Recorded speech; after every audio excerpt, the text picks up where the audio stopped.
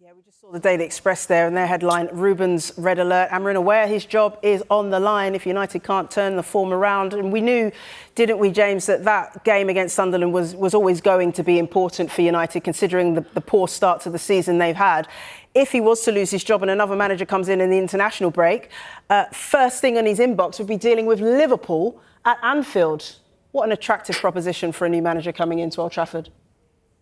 Quite. And the first thing he'd probably do is change the system, because, I mean, that's what, the stick that is being, Amarim's being beaten with time after time, is that he's just proving so intransigent on that system. And, they backed him. They've spent a lot of money in the summer. They've bought a completely new forward line. They've bought players to fit that system, except, of course, they've left a great big hole in the middle of the pitch, which is the central midfield problem.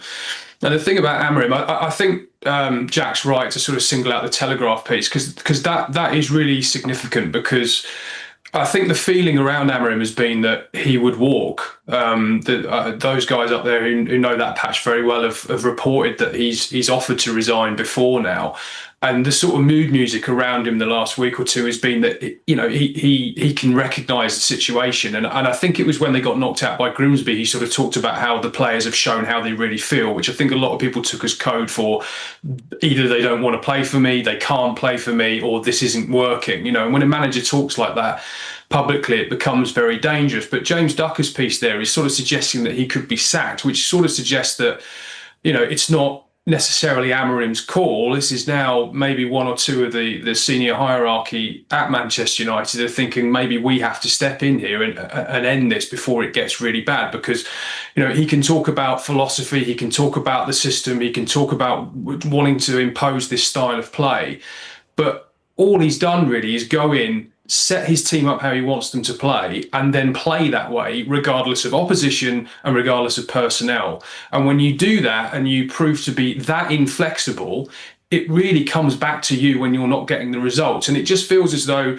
these back pages tonight, the way he's been talking today at Carrington, it's almost as if he said to the players, look, you got to go and win this game. If you don't, then I'm gone.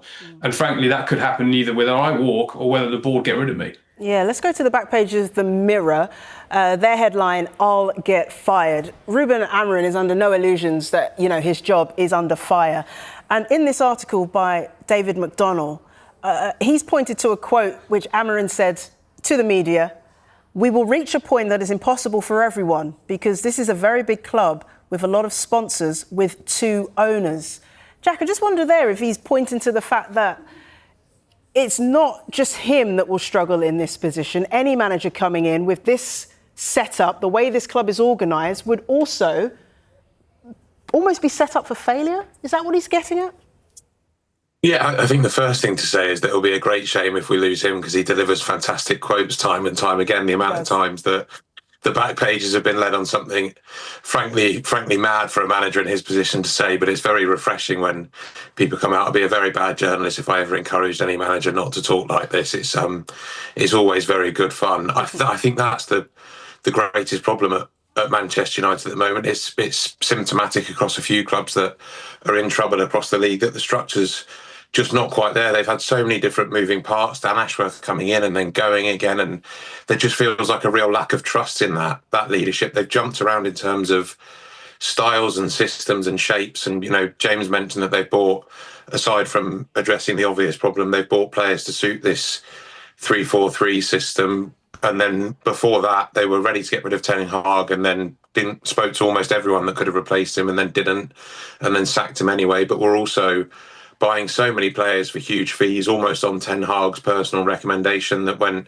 incredibly wrong. The amount of players that have come in, left and succeeded elsewhere and look like a embarrassing waste of money for Manchester United really is damning of the way that club's been run in the last few years. So, and I think my colleague Samuel Luckhurst was reporting yesterday or the day before that Gareth Southgate, somebody that has long been linked with a job at Manchester United since he stood down from the England role, would have concerns over coming in because he wouldn't get the time to make any sort of impact. You've got to look at this as, if you're an impressive, progressive coach on the up in your career, are you going to get what you need to make this the right next step?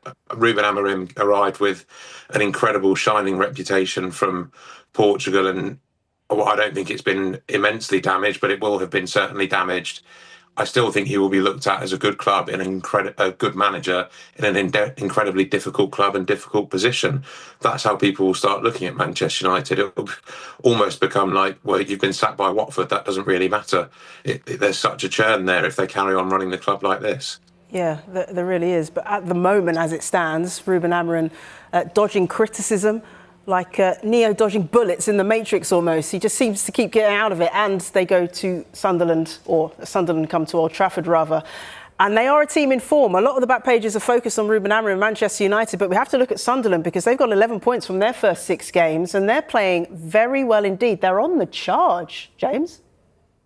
Yeah, and I think is it 4 goals conceded this season? You know, that they've been really, really defensively resolute. Granit Xhaka is a great signing. I think he obviously knows the Premier League very well from his time at Arsenal, but has really brought that sort of combative maturity to the central midfield position. And obviously United at home historically against a newly promoted side, you think, well, this is a banker all day long. But, this is the type of game where Manchester United have to go and impose themselves and play with that sort of mixture of confidence and a little bit of freedom to go and create chances and break a team down that you think will probably play on the break and try and pick off United and wait for those mistakes, because one of the things that Ruben Amorim will talk about repeatedly is that it's not necessarily, in his view, a systemic problem. We focus on the system a lot. It's what's actually undermined United is mistakes at the both ends of the pitch. That he would point to their expected goals figure. You could debate about how important that is, but that they should have scored more goals than they have. And defensively, he would say it's not a systemic issue, it's individual mistakes. And if we can cut those out at the back and our forwards can start taking more chances, then he will feel, well, look, we can get back, we can win that game and we can start building some confidence. But it does have a sort of banana skin feel to it because of how Sunderland has started the season and because of how fragile Manchester United look at the moment. OK, from one under-fire manager to another, and Ange Postecoglou on the back of the Sun, they've picked up on this. A lot of the back pages have, in fact, and they say that Ange has 90 minutes to save his job. Massive game then for him at St James's Park against Newcastle United, Jack. I'm having a really hard time wrapping my head around how 6 games in, the Nottingham Forest fans want him gone. After 24 days in charge, what were they expecting? I've had to possibly reframe it as though maybe these Forest fans aren't really upset with Ange. They're more upset with the owner, Marinakis, and that's what we're seeing. That's the behaviour we're seeing exhibited. I think that's right. I think there's so much love for what Nuno Espirito Santo did at that club, taking them on the journey he took them last season, coming so close to the Champions League, and then obviously still delivering this European campaign that they managed to get out to Seville and enjoy everything that Seville has to offer. And regardless of results, for fans of clubs like this that have been away from it for so long, they're amazing moments and memories to go and do that. And they have Nuno to thank for that. And it was quite apparent all summer and towards the end of last season that there were problems between the ownership and Nuno. But I think a lot of Forest fans, having seen him start the season, would have hoped that there may be a way beyond that and we might get to keep him for another season. And then I think it's an incredibly difficult position for any manager to be going into, to follow someone like that when the fan base is still so closely tied to them and really still want to see your predecessor in the dugout. So the only way you win them over is to come in and start really fast. And Ange hasn't been able to do that. He's clearly a good coach, a good manager. He's someone that can deliver. But such is the way of modern football now that, we see these situations arising, and very, very quickly the question is asked, is he going to last? And especially with an ownership like you have at Nottingham Forest, Marinakis has delivered an awful lot for that club, spent an awful lot of money, but always delivered a level of uncertainty. You don't quite know what is round the corner at that football club. So in normal circumstances, it would be absolutely insane to hire a manager and 6 games later move them on. But the anger towards the ownership, the way it's going on the pitch, I mean, you saw a very, Ange Postecoglou performance almost last night, conceding from set pieces, looking open, but also giving everything and still looking dangerous. I don't think you can argue that those Forest players aren't playing for him. The way they kept going, came close with a couple of disallowed goals as well. it's just such a crazy situation, and you really do as much as you can feel for a highly paid Premier League manager. He was very harshly treated at Tottenham with what happened, winning a trophy and going, and he's landed himself in another very, very difficult situation. Yeah, I take your point, Jack, that, in modern football management, patience isn't usually exhibited for managers. They have to get results, and they have to get results quickly. Back of the eye, they say, how did we go from here to here in just 6 games? I mean, you're looking at Postecoglou's face there, and he just looks utterly dejected. But 24 days, I keep saying it because I can't quite believe it. 24 days, James. Even Les Reed at Charlton lasted 40 days back in 2006. And that was, one of the worst ever managerial spells we've seen in the Premier League era. What does it mean if he is moved on after 6, 7, 8 games in a month's time, for example? What does it do for his career and his stock? Will he still be able to get more jobs? Will he still be seen as a good manager? I think when a manager leaves a role that soon, there's obviously more going on than what that manager has done. I think with a bit of distance, you tend to, even if you look at, clubs like Chelsea who had a sort of high churn of managers when the Bowley Clear Lake takeover started, people started to look at those managers coming out of that club, or even under Roman Abramovich.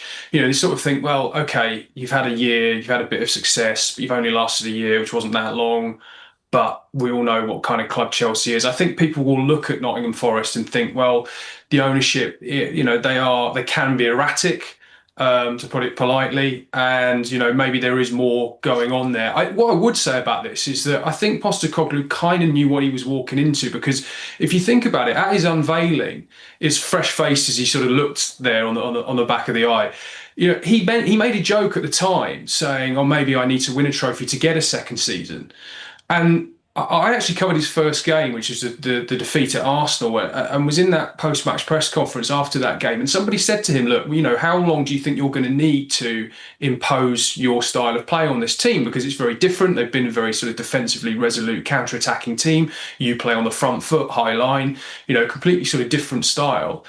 And the journalist finished the question by sort of saying, is it going to be weeks? Is it going to be months? And he said, no, it's going to be Wednesday, which was their next game. And, he sort of said, look, I don't have the time to sort of say, well, we're going to embed these values and my principles slowly. It's going to be kind of now or never. I think a few ears pricked up in the room at the time, but I think he did know that it could be like this. But the big difference, of course, is that at Tottenham, the fans by and large stayed with him. And actually, they turned their focus on the ownership and the issues with Daniel Levy and ENIC and all the sort of long-standing problems there. Postecoglou, what I think will have surprised him is how quickly the fans have turned against him.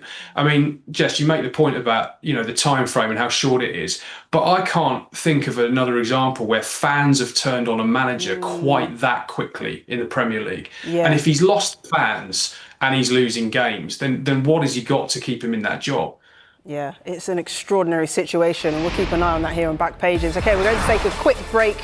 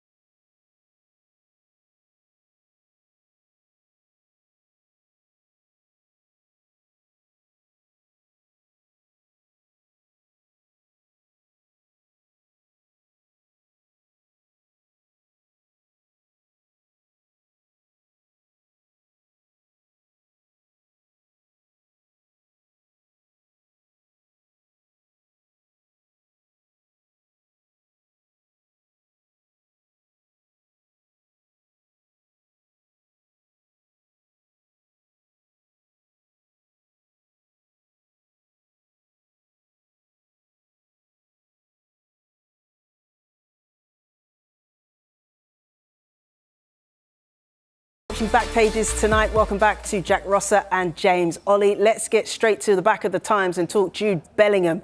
They've gone with the headline, Bellingham bombshell. This is after Tuchel leaves the England Men's Player of the Year out of his squad.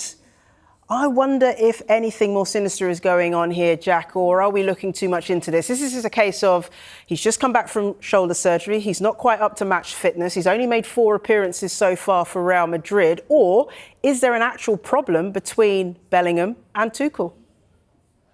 I think there are a lot of things going on here. You know, Bellingham is a huge character, an incredible player, obviously. I think his injury situation and what Thomas Tuchel has done with maybe also referencing that he would have left Bukayo Saka out, obviously leaving Grealish, Foden out as well, almost helps his case. But it's hard to argue that there isn't some sort of underlying issue. There was obviously those comments that Tuchel made in a previous camp and then had to clarify about some of his actions. His mum find repulsive, and Tuchel's explained that, you know, he's speaking his second language and would have a better choice of words next time. But that will certainly not have gone down well in the Bellingham camp, and not something that your best player would like to hear from their manager. But I think in some ways you have to respect the decision. He's come in and said the last camp was the best he's felt. It's certainly the most impressive they've looked as a team, as a unit, with a bit of togetherness and those performances. And he's told the players that this is what we want and we'll stick to it. And he made the point that you can't suddenly then go, well, these lot are back now, so you're all out of the door. I still think there's no way that Jude Bellingham isn't at the World Cup next year.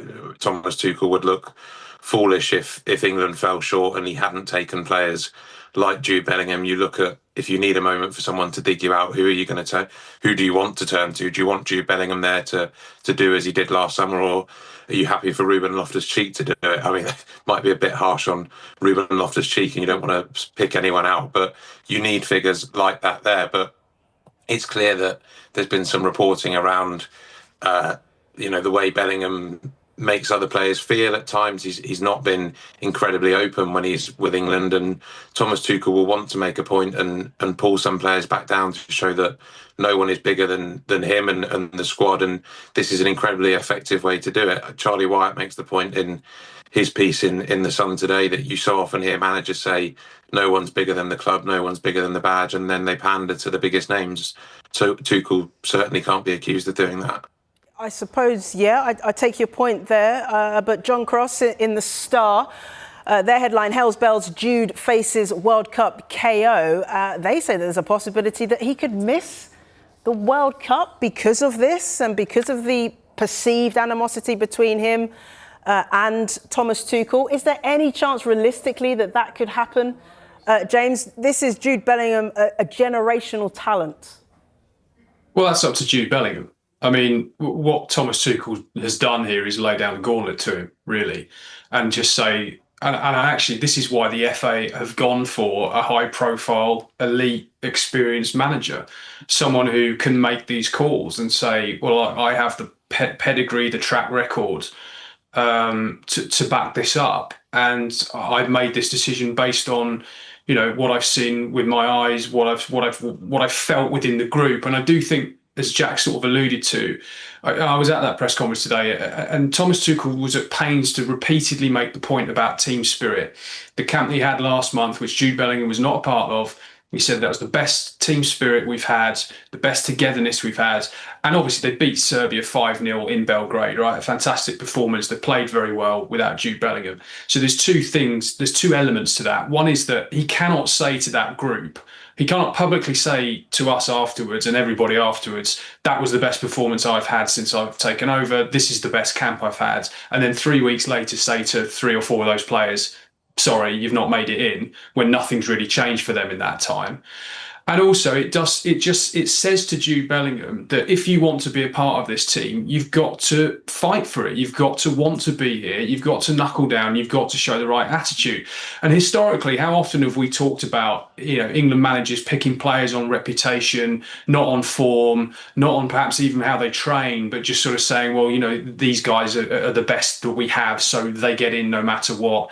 You know, how set in stone you think some of the England teams of the past were, you know, regardless of how those players were playing. And I think what Thomas Tuchel is saying here is, the competition is on. You've got to show that you want to be here. And that applies not only obviously to Jude Bellingham, but also to Phil Foden, who could probably feel particularly hard done by given his form for Manchester City. And it's easy, for Tuchel to say now to Bellingham, well, look, okay, yes, we want you to be part of it. We've got a few concerns about your injury record. Get back playing. And I think he's just saying, get back playing, get back scoring, get back to St George's Park, probably in November, and show me that you want to be here and you want to stay humble and be part of this squad and not, upset the rhythm of the team and also the spirit in the camp. Yeah, definitely. We're almost coming to time, Jack. I just want to ask you about Liverpool, featured in the back of The Guardian, tough at the top. Can they stop a wobble turning into a crisis, particularly now with that injury to Alisson? You've got about 30 seconds. I think if anyone can, it will be this Liverpool team. They were so sort of succinct and efficient last season in the way they won the title, although I think Slot has been talking about how he sort of picked up some concerns toward the end of last season, even when they were going towards that title. I think maybe a few people watching did feeling there was some transition needed, but there has been a lot of change and no one can forget what happened in terms of the loss of Diogo Jota. That's an awful, awful lot to deal with. So the fact they're going out and playing and getting results when they do is very impressive. I think they've definitely got the quality and a manager that can do it. Jack Rosser, James Ollie, thank you for your company on Backpages tonight. If you missed any of the show, you can watch it again at hour. And it's also available as a podcast. Coming next, we've got all the goals from Fulham against Bournemouth.